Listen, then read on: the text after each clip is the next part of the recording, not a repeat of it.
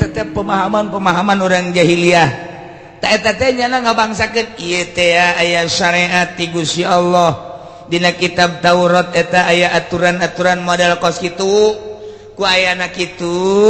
ada ge ku Kangjeng Nabi turunlah ayat ieu ma ja'alallahu min ba'iratin wala sa'ibah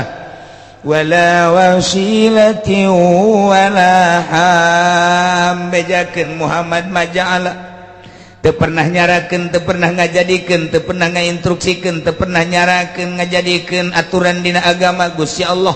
kana onta bahiroh kana onta saibah kana onta wasilah kana onta ham bohong teh Muhammad bohong kunyana diaku-akukeun bahwa eta teh meunang ti aing cenah eta teh Muhammad aya cenah dina kitab Taurat da tuturanan di Kangjeng Nabi Musa bejakeun Muhammad bohong bohong sakali deui walakinnal ladzina kafaru yaftaruna 'ala Allahil kadzib tetapi na jelema nu kalalau purmanya nama jijienan ka Gusti Allah bohong hayang dianggap ku anjeun Muhammad diakukeun cak aing bohong bejakeun wa aktsaruhum la yaqilun lolobana orang-orang jahiliyah teh teu paham teu ngarti teu nyaho jadi nyanyahoanan tah ieu nu bahaya ge nyanyahoanan model kuari aya ngarame-rame tahun baru Islam nyanyahoanan teh nu kitu ngaranna memeh azan maca sholawat heula nyanyahoanan ulah teh kos kararitu teh ulah sok jieun-jieun dina agama mah mun teu bae mun mangga bae lain ulah maca sholawat ngan maca sholawatna ulah dikasapekerkeun lalaunan bae sebab beusi dianggap satu aturan eueuh aturanana di dituna adzan bae ta eta kos kitu tah eta ngaranna nyanyahoanan kajen dibawa ka mana ge moal boga kekuatan mendak apakah rame tanggal 1 Muharram diramekeun henteu teu ngadarukung kiaina ti Jawa Timur Jawa Tengah teh mah ngadukung ge kiai nu diondang doang kiai nu diondang mah atuh teh mah sapira ngarame-rame karena diondang bae hateletikna mah nya ge atuh henteu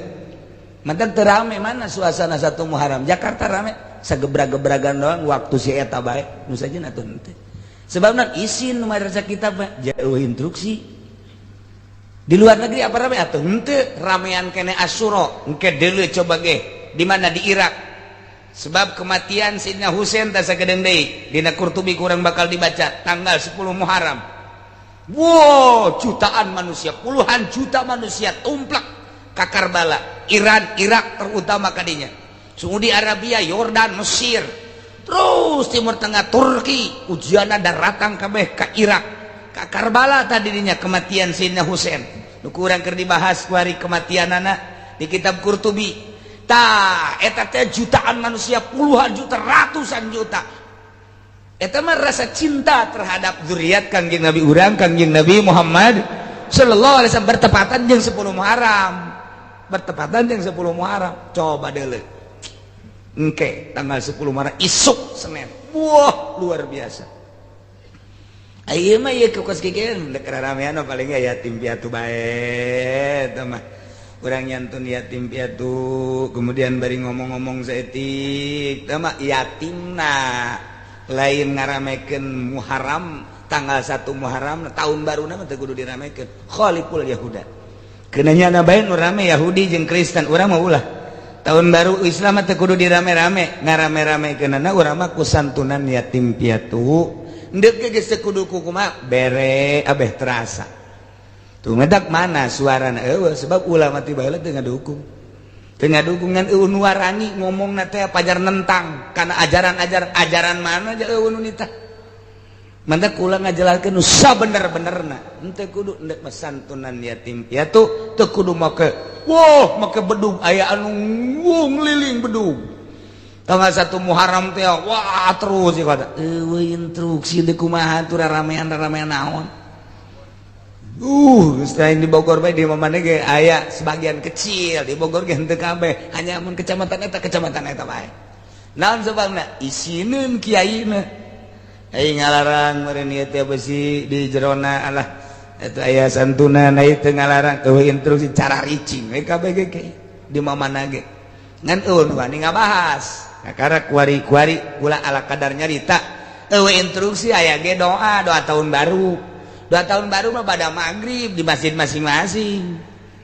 ayo doa tahun baru beres ngadoang geus beres dek sorangan dek berjamaah tuh nah ieu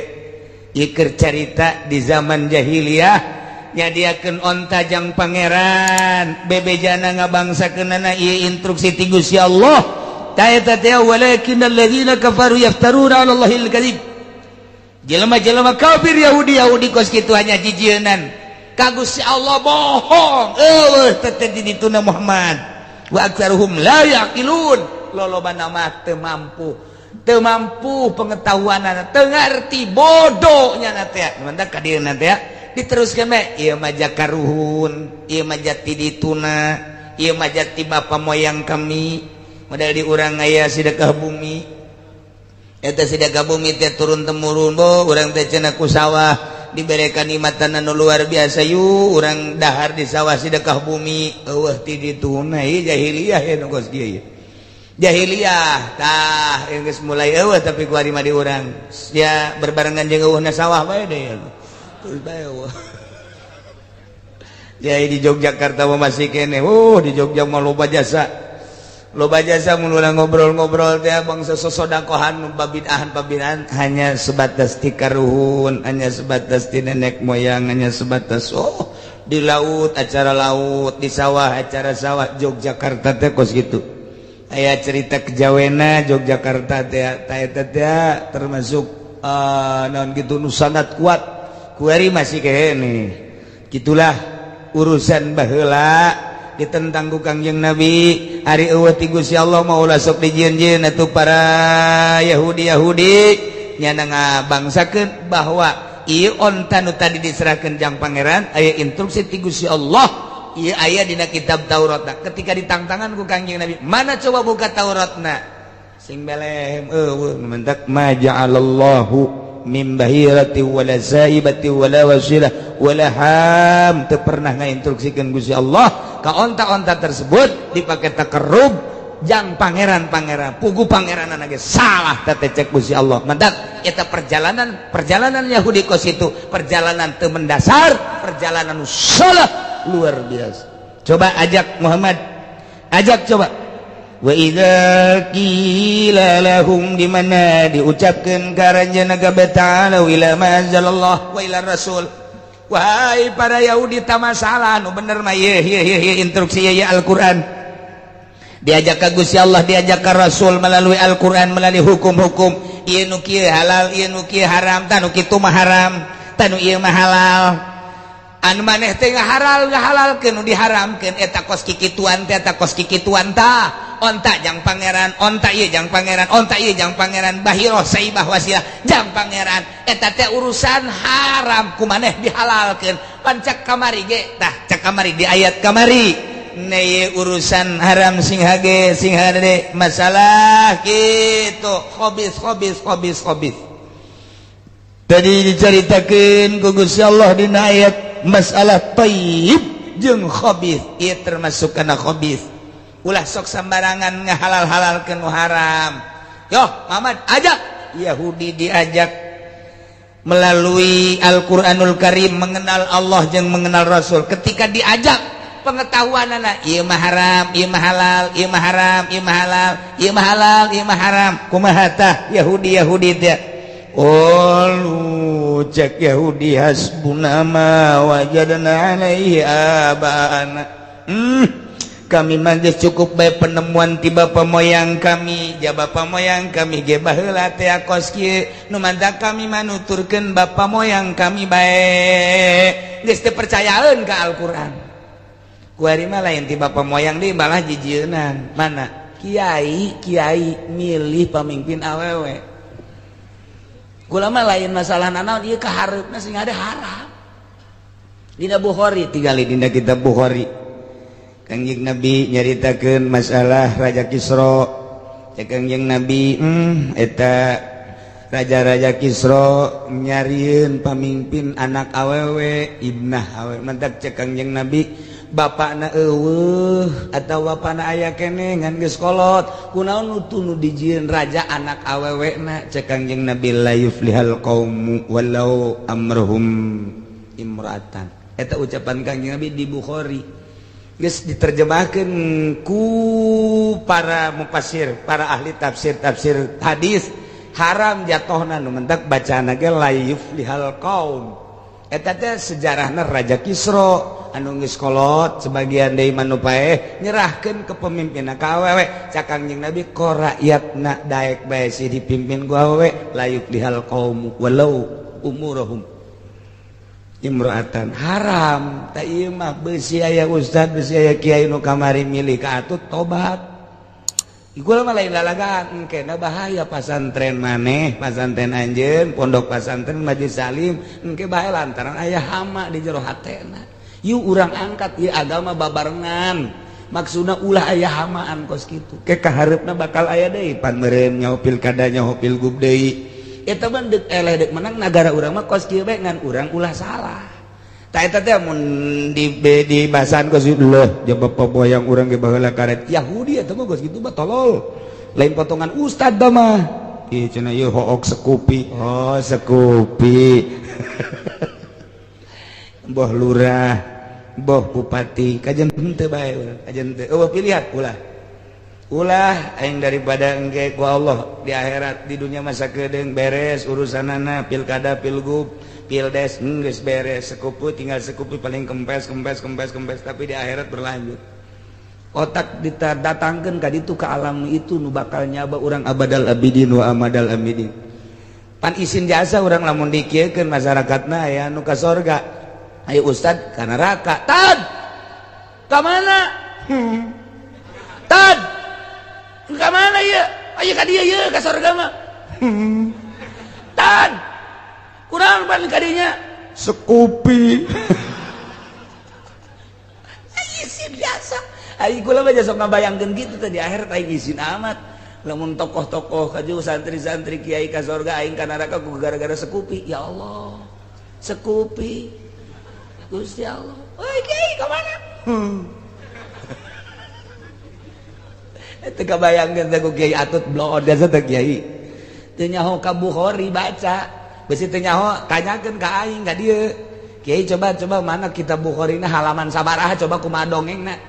dijejalkeun ku aing ka hulu sia geus ngaji sia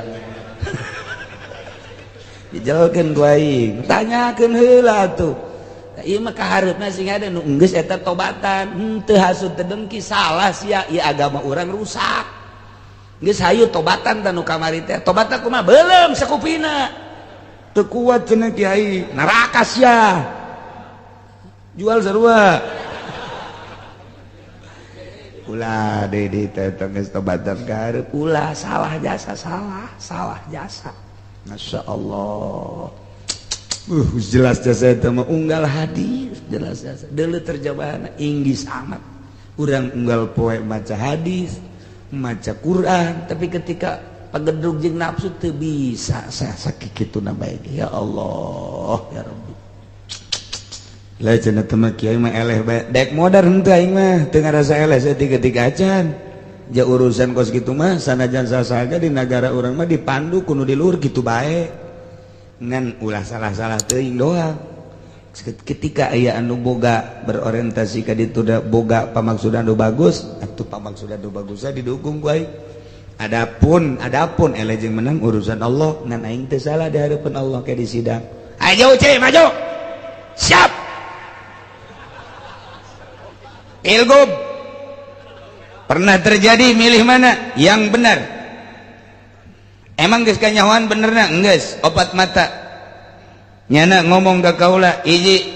eueuh nu tanda tangannya soal gereja itulah yang sangat tertarik oleh saya. Sementara saya ini adalah mengagungkan agamamu ya Allah. Salah satu pembobrokan adalah pembuatan gereja. WH anti tanda tangan soal gereja. Benar dan tidaknya terserah. Yang jelas di hadapan saya cerita begitu. Saya dukung dia. Bagus. cek malaikat Ridwan teh mana anak buahna ayo geura ka dieu ayo atut sia endeng ge sagedeng deui bakal aya pilkada delekeun aing bersuara tuturkeun aing henteu teh pokona kudu aya kontak politik lah bisa tuh kontak politik mah duit eueuh nanaonan di aing boga aing duit pokona jeung Pak Ismet sugihan aing dek modar bae pokona mah beneran aing mah sakedeung deui bakal pilpres jeung presiden ge sugihan aing sugih naon cenah boga naon ulah unggul ka kanyaho sia pokona mah sugih bae aing mah geus lah cenah teu boga naon ge atuh sabodo sabah urusan sia ngan aing mah sugih bae sakieu dahareun tilok beak di aing mah nanaon ge tilok beak kata mah kurang seutak-seutik masalah geus ngan lain eta aing mah tujuan sia jadi pamimpin deuk naon sakitu bae aing mah deuk bener apa henteu dites heula ku aing ai kiai nyaho emang KWH bahwa henteu tanda tangan saksi kiai 5 lain lalagaan namantaknya mah teu dipake karesep ku urang itu mah ku urang mana karangarana Serpong mana deui tah belah ditu teh atuh seting deui aing mah parhoba eta ngaran lembur heran rumpak sinang kabelah dia setik denan dah eta panunggangan teu dipake karesep sebab naon teu tanda tangan gereja salah satu bukti 5 kiai nu geus ngobrol jeung kula geus nu sajan-sajanna mah sabodo geus eta we tah tertarik sabasa kali ketika atut ditanda tangani tah ieu sia teh aya persekongkolan goblok teh kiai tah jeung eta tah jeung pendatanganan eta tobat sia ulah awas ulah cicing bae sia agama rusak ke kahareupeuna geus la yuflihal qaumu betah cek Kangjeng Nabi hancur-hancuran ke bakal mentak Sayyidina Ali perang jeung Siti Aisyah perang lain lalagaan teh perang mah merenanan hancur-hancuran manusia sahabat kabeh eta tuh hancur jeung tabiin sahabat sing gelimpang tapi dipertahankan ijtihad cek Sayyidina Ali tidak boleh perempuan jadi kepemimpinan tidak boleh haram ujung-ujungnya kumaha Siti Aisyah mengakui ieu mah cobaan ti Gusti Allah kula ge nyaho jasa bahwa ieu haram geus ulah ka dituna deuleu sejarahna tuh eta mah cobaan masyaallah eta ku kapongpoekan teuing ku sekupi ya Allah ya Rabbi masyaallah kolot deh kiai sorbana gede udang-udangna gede. Nah, yang mana yang ngaji belum mana karaya? Awalau kana aba'uhum la ya'lamuna syai'an wa la yahtadun. Apakah nyukupan ka jelema kalalapir soal penemuan riwayat indung bapa moyangnya padahal mah bapa moyangna layak lamun syai'a teu boga kanyaho sama sakali jeung henteu meunang pituduh tapi geuninganan pake dalil ieu mah jageus aya ti luhurna ti bapa moyangna cukup dengan dalil kos kitu padahal mah kanyaho pajalma teu meunang pituduh atuh teu cukup mun dibahas hamzahna panjang lantaran ayah hamzah inkar didinya ayah A B C D E F datang K sabaraha maziyah kitu urusan hamzah panjang ngan ieu mah keur carita inkar bae lah atuh teu cukup ngan saukur boga dalil da ieu mah ti bapa moyang teu cukup lantaran teu boga kanyaho bapa moyangna ge teu cukup dengan dalil ieu mah turunan ti nenek moyang kami teu cukup lantaran nenek moyang ge teu boga pituduh naudzubillah min zalik wa min zalik mudah-mudahan orang dijauhkeun ti Yahudi dijauhkeun ti Kristen dijauhkeun ti para kafir-kafir diteguhkeun iman Islam urang diteguhkeun iman Islam anak cucu urang diteguhkeun dulur-dulur urang sehingga urang kabehan disalametkeun ku Gusti Allah di dunia wal akhirah kitu keneh mudah-mudahan diteguhkeun deui imanna para pemimpin urang sehingga stabil terus Indonesia sesuai dengan aturan Allah Subhanahu wa taala. Di barokati umil Quran Al-Fatihah.